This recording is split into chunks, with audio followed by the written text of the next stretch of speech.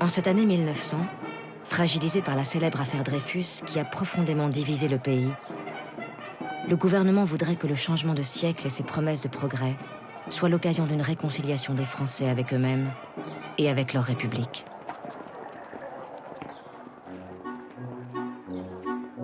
Et quel plus beau symbole d'unité et de rassemblement qu'une grande fête, insolente et somptueuse, pour célébrer l'entrée dans ce nouveau siècle que l'on numérote pour la première fois. L'époustouflante exposition universelle de Paris qui ouvre ses portes en avril 1900 a l'ambition d'être le phare auroral du XXe siècle, comme le clame fièrement la plaquette de l'événement. Rien n'est trop beau ni trop grand pour fêter un avenir que la République voudrait resplendissant.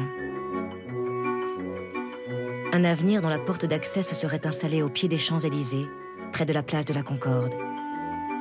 Une porte monumentale de 45 mètres de haut, surmontée d'une statue de Parisienne qui ouvre ses bras à l'univers tout entier.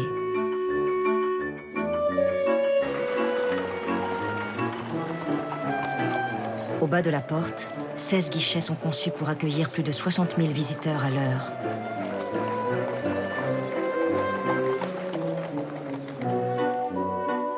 Une fois franchi la porte, le visiteur découvre un espace de plus d'une centaine d'hectares qui court de la place de la Concorde à l'esplanade des Invalides et du Trocadéro au Champ de Mars, ainsi que le long des berges de la Seine. Paris a vu plus grand et plus beau que lors de toutes les expositions universelles précédentes, et notamment celles de Chicago et de Bruxelles, qu'il s'agit de surpasser. Le succès populaire est au rendez-vous.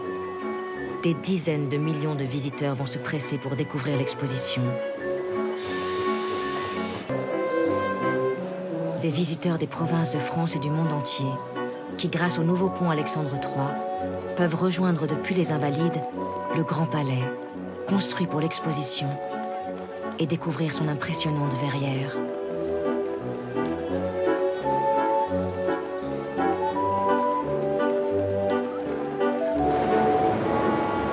Une promenade sur la Seine en direction du Trocadéro permet de longer la rive gauche du fleuve rebaptisée la rue des Nations, où l'on découvre les étonnants pavillons éphémères des pays invités à Paris. C'est l'Europe et le monde entier qui défilent tout à coup le long des quais. États-Unis, Norvège, Grande-Bretagne, Serbie, Russie, Allemagne.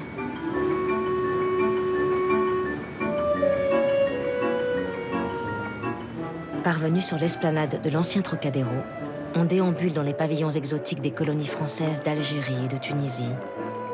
Face au Champ de Mars, où trône majestueuse la Tour Eiffel, vestige de l'exposition universelle de 1889.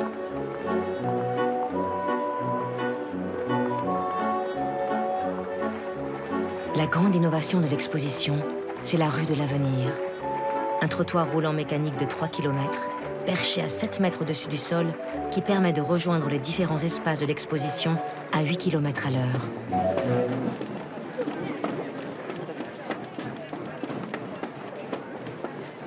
Une attraction étonnante qui fascine et amuse le public.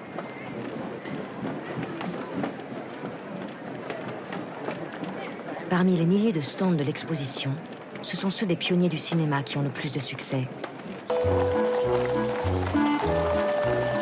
Alors, pour marquer ce grand succès et la fierté française retrouvée, le président de la République, Émile Loubet, offre à tous les maires de France, le 22 septembre 1900, dans le Jardin des Tuileries, un grand banquet.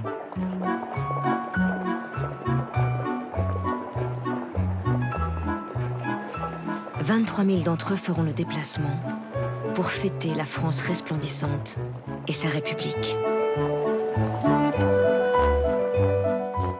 Près de 25 000 convives, 3 000 cuisiniers et serveurs, 10 km de nappes, 2 500 poulardes, 40 000 bouteilles de vin, 125 000 assiettes, 55 000 couteaux, fourchettes et cuillères.